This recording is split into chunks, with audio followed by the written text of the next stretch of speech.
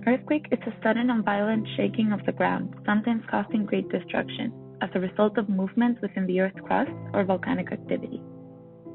Earthquakes are distributed along faults, which are places where the rocks are broken or displaced, such as plate boundaries.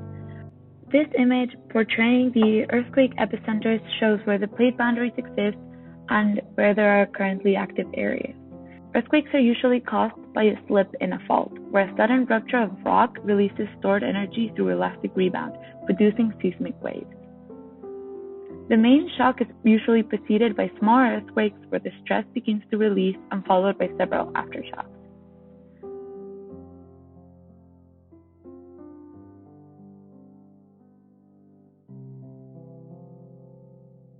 Earthquakes cause ground rupture, which causes cracks in the surface of the earth.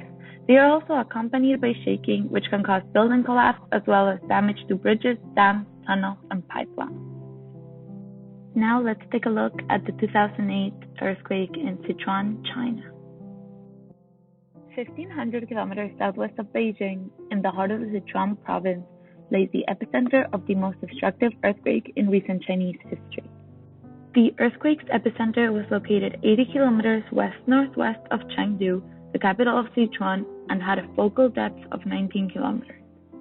Quake was caused by the shifting of two plates along the Longshan Fault, a 155-mile-long thrust fault that spans central and northern China. As the Indian-Australian plate moved northward, pushing a portion of the previously mentioned Tibetan Plateau eastward, the forces from this transference caused multiple aftershocks that occurred over the span of the following year. These aftershocks led to the largest number of geohazards ever recorded, including landslide and quake lakes, multiplying the effects of this disaster.